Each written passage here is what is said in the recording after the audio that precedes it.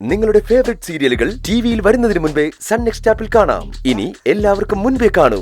ഇപ്പോൾ തന്നെ sun next app download ചെയ്ത് സബ്സ്ക്രൈബ് ചെയ്യൂ.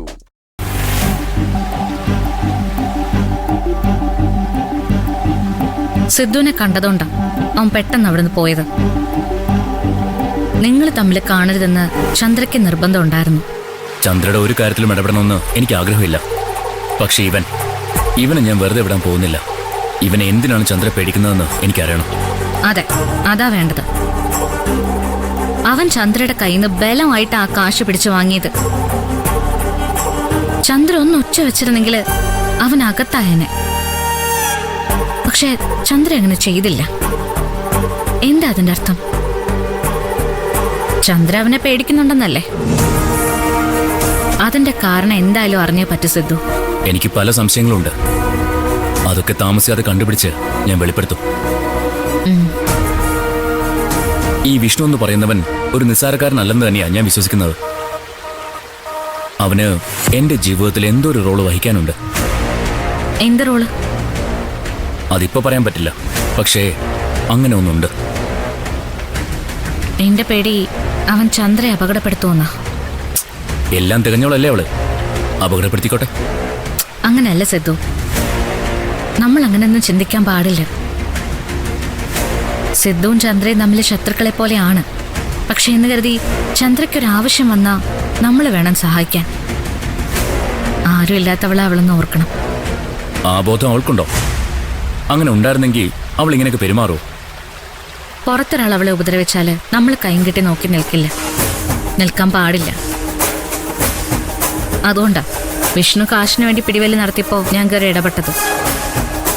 അതുകൊണ്ട് വിഷ്ണുവിന്റെ കയ്യിൽ നിന്ന് നമ്മൾ ചന്ദ്രയെ രക്ഷിച്ചേ പറ്റൂ. അത് സിദ്ധുവിന്റെ കടമയാ. അതിന് അവന്റെ ഒരു വിവരങ്ങളും എന്റെ കയ്യിലില്ല. അവളാണെങ്കിൽ അതൊട്ട് പറയുന്നുമില്ല. അവളുടെ സഹായം ഇല്ലാതെ കണ്ടുപിടിക്കാൻ പറ്റില്ലേ സിദ്ധു വിചാരിച്ച? പറ്റും.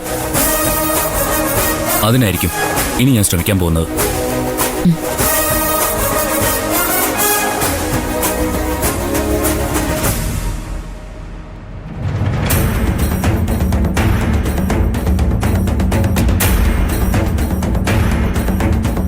എന്താടി പോയ കാര്യങ്ങളൊക്കെ ഭംഗിയായിട്ട് നടന്നോ?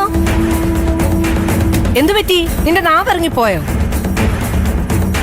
ഇവിടുന്ന് പോകുമ്പോ കാണിച്ച സന്തോഷമൊന്നും തിരിച്ചു വരുമ്പോ കണ്ടില്ലല്ലോ. നിങ്ങൾക്കിപ്പോ എന്താ വേണ്ട? അയ്യോ, എനിക്കൊന്നും വേണ്ടായേ. ഇവിടുന്ന് ഇറങ്ങാനുള്ള വഴി ശരിയാക്കാനാണല്ലോ നീ പോയത്. അത് ശരിയായോന്ന് മാത്രം അറിഞ്ഞാ മതി. എനിക്ക് സൗകര്യമില്ല പറയാൻ. അപ്പൊ ശരിയായില്ല. ഡീ, അഹങ്കാരം കാണിച്ച ഇങ്ങനെ ഇരിക്കും. നിന്നേക്കാൾ പ്രായത്തിൽ മൂത്തതല്ലേ ഞാൻ. എന്നിട്ടും നീ എന്നെ പേര് വിളിച്ച് സംസാരിച്ചു. അപ്പോഴേ ഞാൻ വിചാരിച്ചതാ നീ ഗതി പിടിക്കില്ലെന്ന്. മൂത്തവരുടെ മനസ്സ് വേദനിപ്പിച്ച് ജയിക്കാമെന്നൊന്നും നീ കരുതണ്ട. അത് നടക്കില്ല. അല്ലെങ്കിലും കുഴപ്പങ്ങൾ എനിക്ക് മാത്രമാണല്ലോ. നിങ്ങളൊക്കെ എല്ലാം തികഞ്ഞവരാണല്ലോ. അതെ, എന്നെ ഉപദേശിക്കാൻ വരുന്ന നേരത്തിന് സ്വന്തം ആങ്ങളെ പോയി നന്നാക്കാൻ നോക്ക്. ആദ്യം അതാണ് നിങ്ങൾ ചെയ്യേണ്ടത്. എന്താ പ്രശ്നം? നിങ്ങളുടെ അമ്മായി പെറ്റു. എന്തേ? കുഞ്ഞാണോ പെണ്ണോ? നിങ്ങളെ പോലെ തന്നെ ആണുമല്ല പെണ്ണുമല്ല. പ്രേമേ വേണ്ട, വേണ്ട പ്രേമേ, പ്രേമേ വേണ്ട, വിട് പ്രേമേ, വിട്ടേക്ക്. കയ്യോങ്ങലും ഒച്ചയെടുക്കലും ഒന്നും എന്റെ അടുത്ത് വേണ്ട. അല്ലെങ്കിൽ തന്നെ നിയന്ത്രണം തെറ്റി നിൽക്കാൻ ഞാൻ. നേരത്തെ പേരെ വിളിച്ചോളൂ, ഇനി മുഖത്തടിക്ക് ഞാൻ. എന്നാ അടിക്കടി, അത് കണ്ടിട്ടേ ഉള്ളൂ ബാക്കി കാര്യം. എന്താടി നിന്റെ കൈ പൊങ്ങുന്നില്ലേ? ഈ വീട്ടില് ഭിക്ഷയ്ക്ക് വരുന്ന ഒരു ഭിക്ഷക്കാരന്റെ വില പോലും ഞങ്ങൾ ആരും നിനക്ക് തരുന്നില്ലടി. അതിനുള്ള അർഹത നിനക്കില്ല. എന്നിട്ടും അവള് കടന്ന് നെകളിക്കുന്നു. പ്രേമേ മതി. തടയണ്ട, പറയട്ടെ. എന്ത് വേണേലും കിടന്ന് പറയട്ടെ. എത്ര കണ്ട് പറയുന്നോ അത്രേ ഓർത്ത് വെക്കും ഞാൻ ഈ മുഖം. കണക്കുകളൊന്നും തീർക്കാതെ ഞാൻ ഈ വീട് വിട്ടിറങ്ങുന്നു ഒരുത്തനും വിചാരിക്കണ്ട. കൊടുക്കാനുള്ളതെല്ലാം പലിശ സഹിതം കൊടുത്ത് തീർത്തിട്ടേ ഞാൻ ഈ പടിയിറങ്ങും. അത് താങ്ങാനുള്ള ശക്തി ഉണ്ടാക്കി വെക്ക്. പ്രേമയും പ്രേമയുടെ ഭർത്താവും. നിനക്ക് വല്ല കാര്യം ഉണ്ടായിരുന്നു? അവിടെ മുമ്പിൽ തൊഴുത് നിൽക്കേണ്ട ഗതികേടൊന്നും എനിക്കില്ല. പിന്നെ ഇപ്പൊ കിടന്ന് കുറച്ചത് അത് അങ്ങാടി തോറ്റേന്റെ. അവള് പോയ കാര്യം വിചാരിച്ചതുപോലെ നടന്നില്ല. ആ ദേഷ്യം ഇപ്പൊ തീർത്തത്.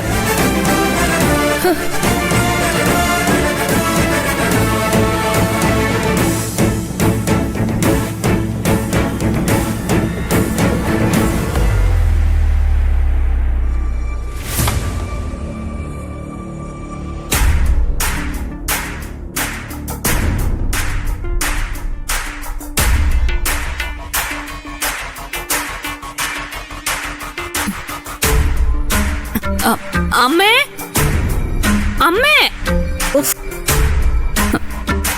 എന്താണ് ഈ കിടന്ന് കാർന്ന്? അമ്മ ഫ്രീ ആണോ? എന്തിനാ? അല്ല, എനിക്ക് ഒരു കാര്യം ചോദിക്കാനുണ്ടായിരുന്നു. എന്താണാവോ? നമ്മുടെ അച്ഛനെ ശരിക്കും എന്താ അമ്മേ സംഭവിച്ചേ? ആർക്കറിയാം? ഇൻസുലിൻ എങ്ങനെയാ ഓവർഡോസ് ആയിട്ട് അച്ഛന്റെ ബ്ലഡിലോട്ട് വന്നത്? എനിക്കറിയില്ല. ഏട്ടത്തെ ആയിരിക്കോ ചെയ്തത്? എന്തുകൊണ്ടായിക്കൂടാ? അമ്മയ്ക്ക് നെഞ്ചിൽ കൈവച്ച് പറയാൻ പറ്റുമോ അത് ചെയ്തത് ഏട്ടത്തെയാണെന്ന്? അന്ന് ഇൻസുലിൻ കുത്തിവെച്ചത് അവളാ. ആ, ഏട്ടത്തി പതിവ് പോലെ ഇൻസുലിൻ കുത്തിവെച്ചു. അച്ഛൻ ഉറങ്ങാൻ കിടന്നു.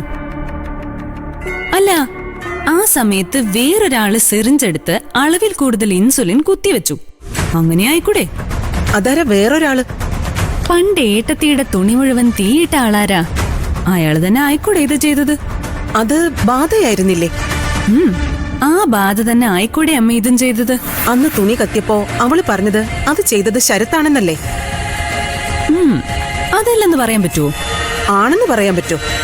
ശ്ശേ, ഓ ശരി, അതങ്ങ് പോട്ടെ. ഈ ഇൻസുലിൻ വച്ചിരുന്നത് എവിടെയാ? ഫ്രിഡ്ജില്. ആ സ്ഥലം എത്ര പേർക്ക് അറിയാം?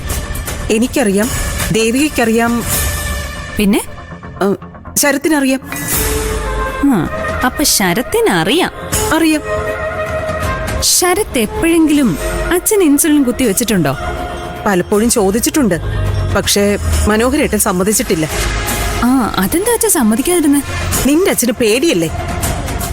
ആരെ? ശരത്തിനെ. അച്ഛൻ എന്തിനാ അമ്മ ശരത്തിനെ പേടിക്കുന്നേ? നീ എന്താ ഒന്നും അറിയാത്ത പോലെ ചോദിക്കുന്നേ? ശരത്ത് ശരിയല്ലെന്നല്ലേ അച്ഛൻ വിശ്വസിക്കുന്നത്?